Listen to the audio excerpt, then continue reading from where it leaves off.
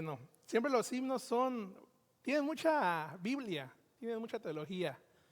Gracias por el himno, Zach. Thank you, Zach. De vez en cuando nos están poniendo un himno, amén. Yo me gozo. Bueno, vamos a abrir nuestras Biblias, hermano, el día de hoy. Ha llegado el momento de estudiar la palabra de Dios juntos. Y en esta mañana, hermanos, quiero que abra su Biblia en Génesis capítulo 11. Génesis capítulo 11. Y vamos a estar estudiando un tema que es sorprendente. La Torre de Babel. La Torre de Babel. Si alguien no tiene alguna Biblia, ahí enfrente hay Biblias. Pueden ir ahí a Génesis. Génesis es el primer libro de la Biblia, no hay pierde. Génesis 11. Vamos a ver la palabra de Dios. Dice así. ¿Cuántos están listos? ¿Cuántos trajeron su Biblia? ¿O su celular? Bueno, siempre hay que traer su Biblia o el celular, ¿verdad? Una de dos. Dice así la palabra de Dios, note. Tenía entonces toda la tierra una sola lengua y unas mismas palabras. Y aconteció que cuando salieron de oriente, hallaron una llanura en la tierra de Sinar y se establecieron allí. Y se dijeron unos a otros, vamos, hagamos ladrillo y cosámoslo con fuego. Y les sirvió el ladrillo en lugar de piedra y el asfalto en lugar de mezcla. Versículo 4, y dijeron, vamos, edifiquemos una gran ciudad y una torre cuya cúspide llegue al cielo y hagamos un nombre por si fuéramos esparcidos sobre la faz de la tierra. Y descendió Jehová para ver la ciudad y la torre que edificaban los hijos de los hombres. Y dijo Jehová, he aquí el pueblo es uno y todos estos tienen un solo lenguaje y han comenzado la obra y nada les hará desistir ahora lo que han pensado hacer. Esta es la palabra infalible de Dios. Ahora vayamos en oración al autor. Señor, gracias por tu palabra que nos das. Señor, danos discernimiento, danos sabiduría, Señor, para entender este libro, Génesis, los orígenes, Señor, ya que es tu palabra y como misioneros bautistas creemos en toda tu palabra de Dios, Señor. Bendice el estudio, bendice la predicación, cada uno de nosotros que estamos aquí, Señor, que nos hable tu palabra y que la apliquemos en el día de hoy. En el nombre de Jesús todos decimos amén. Bueno, hermano, la Torre de Babel, vamos a ver este texto realmente sorprendente. Hemos visto en Génesis, vamos a ir ahí al PowerPoint, hemos visto ahí en Génesis mucha narrativa de Dios. ¿Y por qué vamos a predicar sobre la Torre de Babel? Déjeme y le digo, hermano, que en Génesis del 1 al 11 estamos viendo tres grandes eventos o tres grandes juicios. Génesis 3 vemos la caída de Dios, la caída del hombre. ¿Qué pasa? La expulsión de Adán y Eva del jardín del Edén trae juicio a la humanidad. Ese es la primera juicio. El segundo grande juicio es los hijos de los hombres los hijos de Dios casándose con el yugo desigual. La civilización antidiluviana, y vemos que el diluvio es un juicio de Dios hacia la humanidad. Y la Torre de Babel, hermano, es otro juicio a la humanidad. Entonces, podemos resumir que de Génesis del 1 al 11 hay tres grandes juicios a la humanidad. Si usted compra un comentario bíblico o algunos eruditos, de hecho tienen dos tomos. El tomo 1 cubre del 1 al 11, que es la historia de Dios con la humanidad. Del Génesis 12 al 50 y tantos, vemos la etapa patriarcal. Lo que quiero que usted vea es que después de esta predicación, las próximas semanas, Dios lo que va a hacer es de que Dios se va a divorciar con la humanidad. Ya no voy a estar en contacto con ustedes. Ahora lo que voy a hacer es de que voy a tener contacto o revelación especial a una nación. Y esa nación, ¿quién va a ser? Israel. La semana pasada, hermano Eric predicó sobre Abraham, que él vivía ¿en dónde? En Ur, ¿correcto? Entonces Dios dice a Abraham, deja tu parentela, ahora yo voy a hacer una gran nación, y yo la voy a hacer, un pueblo específico. Entonces vamos a ver más, por eso quiero traerle este último evento, este último juicio de Dios a la humanidad. La caída, el diluvio y ahora la Torre de Babel. Los tres grandes juicios en Génesis. Y esto me lleva a mi primer punto, hermano. La situación después del diluvio. Dice ahí la palabra de Dios que tenía entonces toda la tierra una sola lengua y unas mismas palabras. Cuando Noé y su familia salieron del arca, empezaron a poblar la tierra. Solamente tenían una lengua, una palabra, ¿verdad? Probablemente algunos eruditos dicen que esto tiene algunos 100 a 150 años cuando está pasando esto.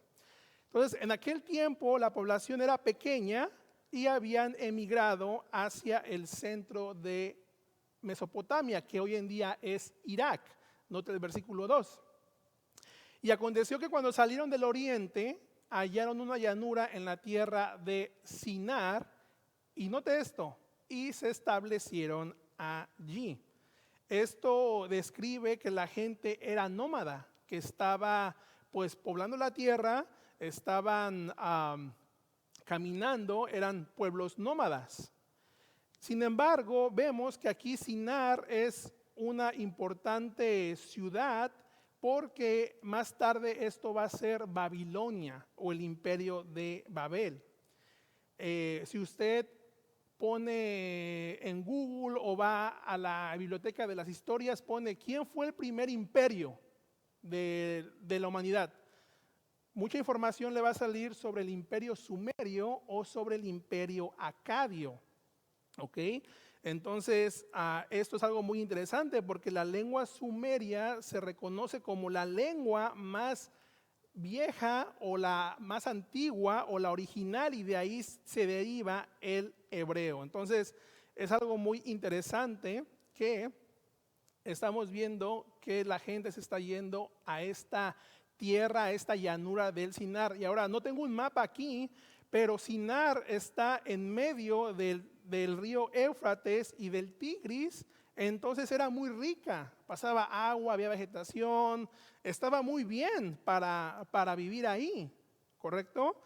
Así es de que el texto dice que se establecieron ahí. Ahora, note, hermano, en el capítulo 10 es interesante esto, porque en el capítulo 10, vaya más atrás, dice que ahí en el 10:6 dice que los hijos de Cam, Cus, Misraín, Fut y Canaán. Luego en el versículo 8 dice, y Cus engendró a Nimrod. Esta persona es un emperador, se dice que fue el primer emperador, el primer rey después del diluvio. Dice ahí en el versículo 8, dice, quien llegó a ser el primer poderoso en la tierra. Dice el versículo 9, y este fue vigoroso cazador delante de Jehová, por lo cual se dice, así como Nimrod, vigoroso cazador delante de Jehová, y fue el comienzo de su reino Babel. Versículo 10. Erec, Akkad, que de ahí viene el imperio acadio, y Calné en la tierra de Sinar.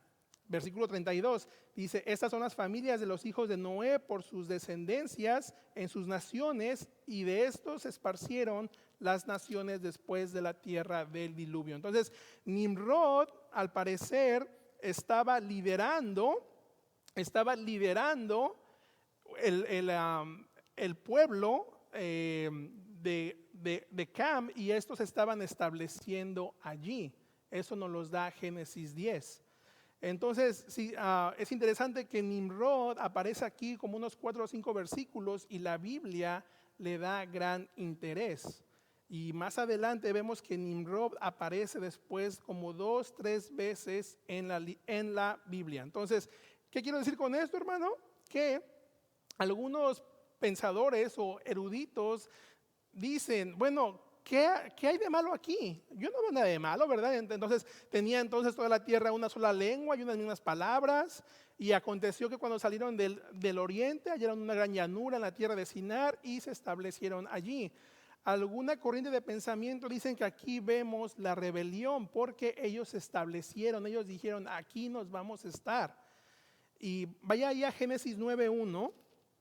Génesis 9:1 dice, cuando Dios da el pacto con Noé, dice, bendijo Dios a Noé y a sus hijos y les dijo, fructificad y multiplicaos y llenad la tierra. Algunos eruditos dicen que ellos estaban pecando porque se estaban estableciendo ahí y no estaban obedeciendo a Dios con seguirse multiplicando. O sea, en otras palabras, un pensamiento dice que la humanidad, que esta familia de Noé deberían de ser nómadas y seguirse multiplicando y llenar la tierra. Es algo muy interesante, pero aquí yo opino que vamos a ver otro tipo de pecado. Y esto me lleva a la rebelión. Note, es el segundo punto. Y se dijeron unos a otros, vamos, hagamos ladrillo y cozámoslo con fuego. Y les sirvió el ladrillo en lugar de piedra y el asfalto en lugar de mezcla. Entonces aquí vemos que la persona que se estaban estableciendo, que los familiares de Nimrod, los de Cam, estaban diciendo, versículo 4, y dijeron, vamos, edifiquémonos una ciudad y una torre cuya cúspide que llegue al cielo y hagamos un nombre por si fuéramos esparcidos sobre la faz de la tierra. Yo opino que esta es la rebelión, este es el gran problema, porque note los verbos. En primer lugar, apúntelo cómo vemos estos verbos, vamos, hagamos, cozámoslos, edificámonos y hagámonos un gran nombre. 5 veces denota ese tipo de descripción y de este tipo de descripción podemos sacar 2 implicaciones, 2 significados. El primero de ellos es que la primera pone de manifiesto un uso desafiante a la voluntad. Estamos dispuestos a hacer la obra, estamos dispuestos a hacer esto, nada nos va a parar. En segundo lugar, refleja un espíritu de mutua determinación. ¿Cuántas veces hemos escuchado en algunos de nosotros decir, bueno, ese tipo de, mi amigo es un doer? ¿Qué significa eso? Que es un hacedor, ¿verdad? Si algo se le mete a la cabecita, lo hace. ¿Cuántos? A veces mi esposa me dice, tú eres un hacedor, quieres hacer algo y te propones y lo haces. Dice, yo quisiera ser como tú, de que me propongo hacer algo, X cosa y lo haces. Bueno, ese tipo de actitud era esa gente. Estaban determinados a hacer la Torre de Babel, estaban determinados a construir, estaban determinados a hacer un templo. Ahora, ¿habrá algún pecado aquí? ¿Habrá algún pecado con tratar de construir algo? Bueno, hermano, veamos la respuesta en el versículo 4. Vamos a ver el propósito de edificar la ciudad y una torre, porque ¿cuál es el propósito de esto? Note el propósito que nos dice el autor de estos descendientes de Cam. La escritura nos da la respuesta. En primer lugar, note la acción. Edifiquemos una ciudad. Abel ya había edificado una ciudad, ¿se recuerda? En Nod. Entonces, pues era algo similar que fue destruida por el diluvio. Pero note el propósito. El propósito de edificar la ciudad era por si fuéramos esparcidos sobre la faz de la tierra. Ellos dijeron, vamos aquí a construir una ciudad que nos dé seguridad, que nos dé unidad, para que no fuéramos esparcidos. Queremos estar unidos, que no fuéramos esparcidos. Ese es el deseo. En segundo lugar, veamos el propósito de edificar la torre. ¿Cuál es el propósito de edificar la torre? Dice ahí la palabra de Dios que ellos querían una torre cuya cúspide llegue al cielo. Wow, hoy en día, hermano, ¿cuál será el edificio más alto? En Dubái, tremendas torres. O sea, increíble, ¿verdad? Casi llegan al cielo. Bueno, hoy en día ya puedes ir a la luna. Nada más ahí cuesta como $1,000,000, ¿verdad? Si quieres hacer el viaje a la luna. Pero note este propósito. Dice, hagamos esa torre. ¿Cuál es el deseo? El propósito, hacerse un nombre. ¿Cuál es el deseo? Orgullo, rebelión, independencia de Dios. Dijeron, vamos, edifiquemos una ciudad para que estemos aquí, una torre, que seamos famosos. Dice, en caso de que si fuésemos esparcidos por toda la tierra, aquí estamos y aquí estamos. El orgullo humano. Es interesante que la semana pasada, ahí en el capítulo 12, versículo 2, note, y le dice Dios a Abraham, dice, y haré de ti una nación grande y te bendeciré y engrandeceré tu nombre y serás de bendición. ¿Ve el contraste?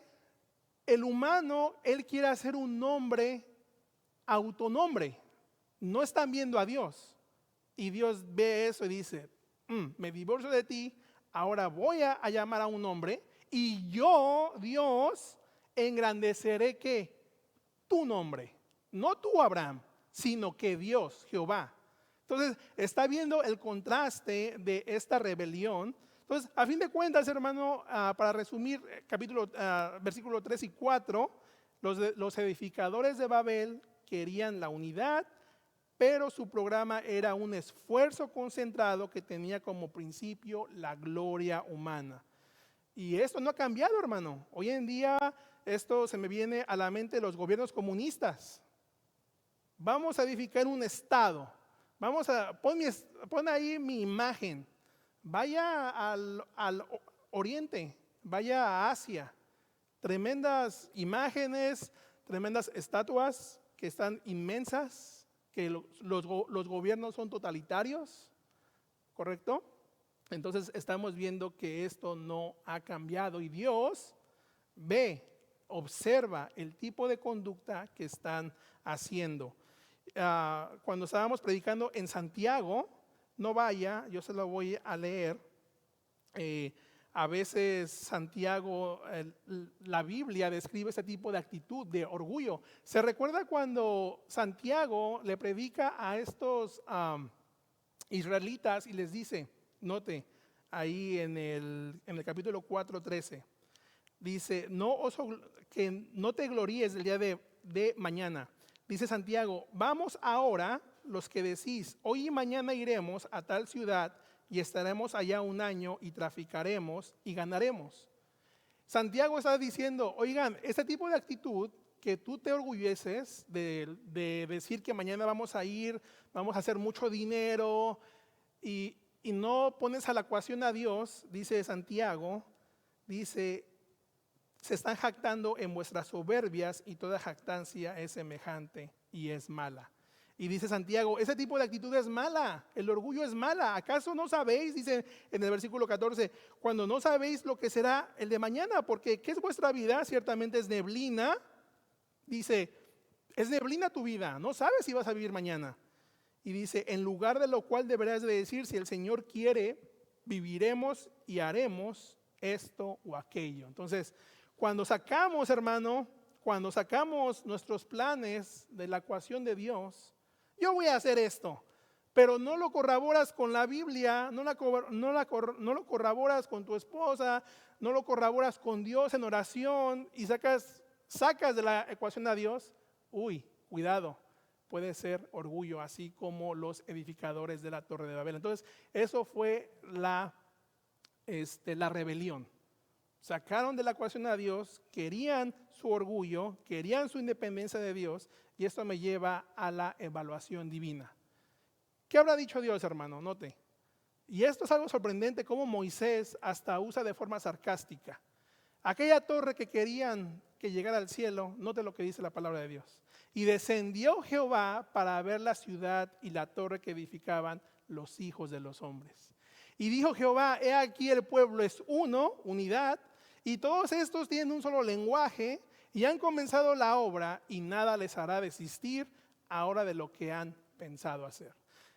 esto me llama la atención porque Jehová ve lo interno y lo externo otra vez. ¿Se recuerdan el diluvio, antidiluvio? Dijeron, me pesa haber creado al hombre porque veo su maldad, interna como externa. Ahora Dios está viendo lo mismo. ¡Wow! El punto de vista del autor aquí, hermano, de Moisés es sarcástico y se burla. ¿Sabe por qué? Porque Dios tiene que descender de esa gran torre. O sea que para Dios es pequeño, tiene que descender, ¿correcto? Dice aquí un comentarista, dice, el punto de vista del autor es sarcástico, ya que se burla de la edificación que la raza humana está persiguiendo con tanta energía. Dice, Dios descendió para echar un vistazo y tiene la siguiente implicación. Tan pequeño e insignificante eran lo que habían hecho que Dios tuvo que descender para verlo. O sea, Moisés dice, capítulos antes me está diciendo que una gran torre que llega al cielo, ¿y cómo me dices que Dios tiene que descender?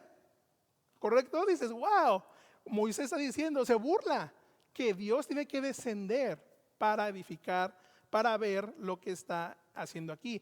Y lo interesante, hermano, de la torre de Babel es de que los famosos zigurats, si usted los busca en el internet, así se llaman, zigurats. Son como pequeñas pirámides en forma de rombos y tenían escaleras porque en aquellos tiempos los mesopotámicos construyeran esas escaleras para que sus dioses viajaran, o sea, para arriba, para el cielo. Entonces, note esto, porque esto es sorprendente. Moisés está diciendo, los hombres están construyendo un sigurat para llegar al cielo. Y luego Moisés está diciendo, para que sus dioses paganos viajaran, y yo me imagino que llegara al cielo. Y Moisés dice, la evaluación divina, Dios tiene que venir a evaluar la obra, y dice que Dios desciende. Cuando el punto de vista humano es querer llegar al cielo, Dios es tan grande, y Moisés en una forma sarcástica dice, tiene que descender. Para mí ese punto es algo increíble, porque nos enseña, hermano, que la grandeza de Dios y la pequeñez del hombre se ponen de manifiesto una vez más. Increíble.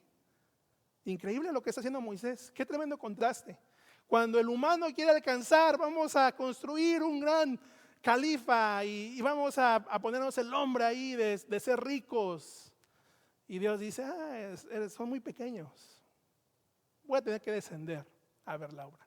¿De qué se preocupan? Que de oro, si este mundo va a ser quemado, va a ser nuevo, tierra nueva. Se dice que va a venir la gran Jerusalén. O sea que Dios no va a utilizar nada de esto. Increíble. Pero el hombre quiere hacerse un monumento. Y dice Moisés, descendió Jehová. Qué pequeñez es el hombre. Insignificante. Dice Jehová aquí en el versículo 6, en su evaluación. Note la evaluación de Dios. ¿Qué habrá dicho Dios, hermano? Vamos a evaluar su obra de estos hombres. Dice, he aquí el pueblo están programados. No va a haber un stop que los detenga. Entonces Dios en su evaluación divina reconoce una vez más las intenciones internas como externas del ser humano. Así es que Dios no va a permitir que esto suceda. Me interesa esta frase que la Reina Valera dice: y nada les hará desistir. ¿Qué significa eso? Otra traducción lo puede decir como de la siguiente manera: todo lo que han planeado hacer, nada les será imposible. Nada les será imposible dejar de construir esto. Y aquí es la pregunta: ¿qué habrá dicho Dios otra vez en el juicio? ¿Qué dijo Dios cuando Adán y Eva comieron del fruto, hermano? Cuando desobedecieron el mandato. ¿Negoció Dios con ellos? ¿Qué dijo Dios cuando los hijos de Set se estaban juntando con las hijas del hombre? ¿Qué dijo Dios? ¿Está bien, voy a negociar contigo? No, ¿verdad? Dios no negocia. Más bien dice, este es el juicio. Note el juicio de Dios. Por eso hay 3 grandes juicios y eso yo quiero que se lleve eso. Capítulo 1 al 11 vemos 3 grandes juicios a la humanidad de Dios. Y esto me lleva a mi último punto, la dispersión y confusión divina. Dice Dios, nota lo que va a hacer Dios. Veamos lo que va a hacer Dios. Dice, ahora pues descendamos otra vez. Ahí está en plural, que está ahí el Espíritu de Dios, la palabra Elohim. Dice, ahora pues descendamos y confundamos allí su lengua para que ninguno entienda el habla de su compañero. Así los esparció Jehová desde allí sobre la faz de toda la tierra y dejaron de edificar la ciudad. Wow. Vamos a ir más a fondo de esto, porque aquí veo que Dios tiene 2 tipos de acción. La primera es la confusión de las lenguas, como lo dijo el versículo 1, que era una sola lengua y eran solamente una sola unidad, un solo pueblo. Dice Dios, en primer lugar, ese es el juicio. Voy a confundir su lengua. Y muchos sociólogos, estudiadores dicen que de aquí vienen los lenguajes del mundo. Esa es la primera acción. Imagínense, hermano, la cena. Yo quiero que usted se transporte o está en su casa remodelando y quiere su baño bonito, quiere su driveway precioso, quiere su puerta bonita y de repente no te puedes comunicar con el contratista. No te puedes entender. Qué frustración, ¿no? Si cuando te puedes comunicar, a veces no quedan bien las cosas. Ahora, yo quiero que veas esa cena. Ese esfuerzo humano, Nimrod está ahí, vamos a hacer esto, ya está la torre, echándoles ganas y de repente Dios desciende y dice, confundamos ahí su lengua con el propósito de que ninguno entienda el habla de su compañero. Qué tremenda confusión, hermano. O sea, yo creo que se quedaron anonadados. No te entiendo. Vaya a Japón, vaya a un país asiático, como mexicano, como habla de español, pues andas buscando la A, ¿no? No, pero no, o sea, qué frustrante puede ser. Imagínense esa obra. La otra acción de Dios dice que los esparció. Los hombres de Dios no querían hacer y Dios mismo de manera sobrenatural lo cumple. Los esparció. Otra versión no usa la palabra dispersados.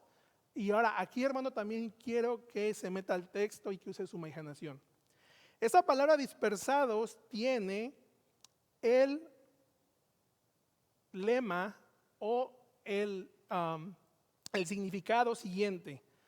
Dice el diccionario, a un estado en el que una colección de objetos en un lugar es arrojados o movidos a varios lugares relativamente lejos. Yo quiero, hermano, que esto es algo sobrenatural.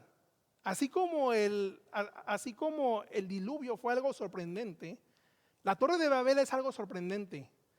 Dios dice que los agarró, los juntó y los esparció, los aventó a otros lados del mundo. ¿Puede palpar eso? Es como de repente ahorita estamos aquí y de repente ya estamos en China.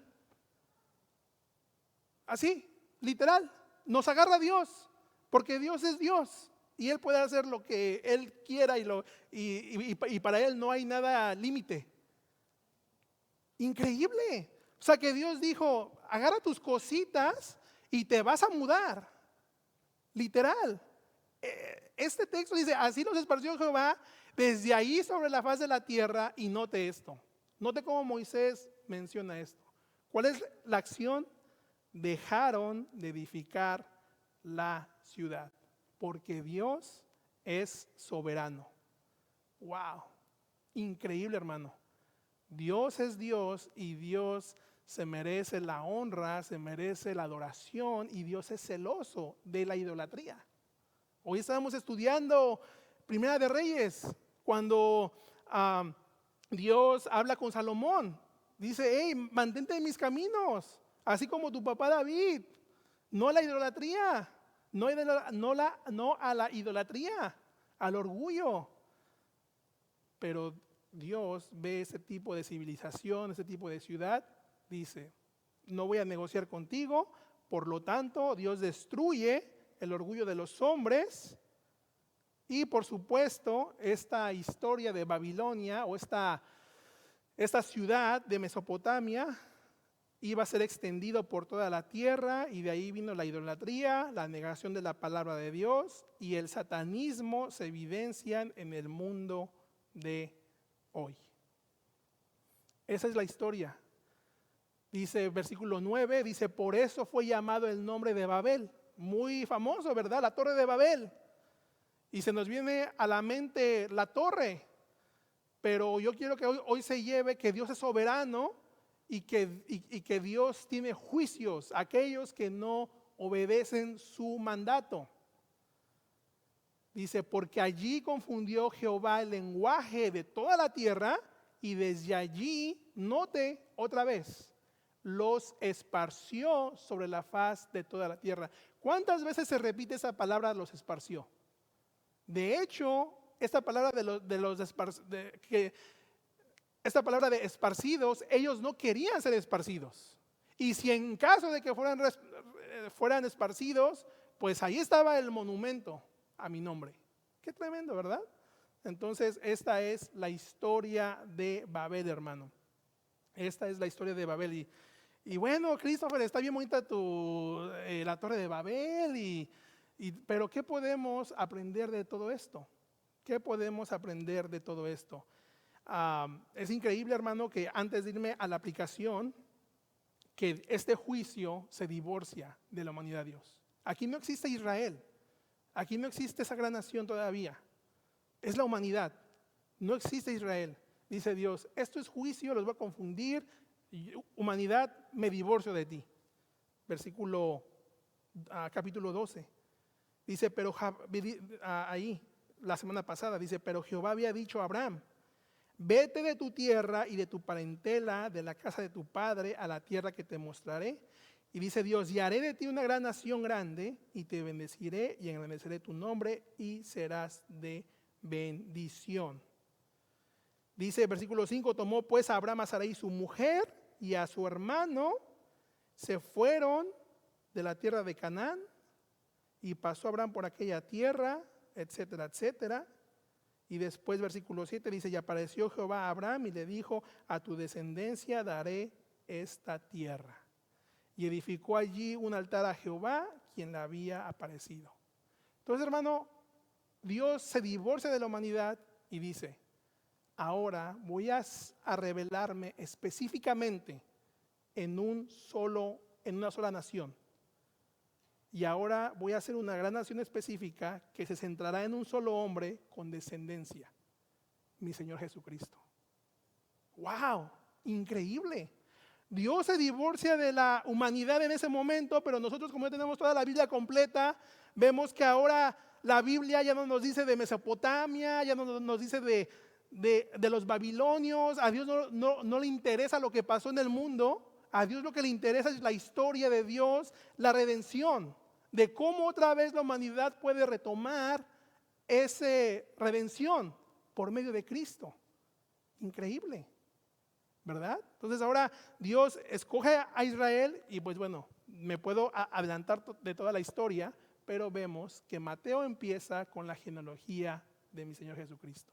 Y para el rabino y para el judío, Abraham, el padre, ¿verdad? Es importante eso. Entonces, estamos viendo estos tres grandes juicios de la historia.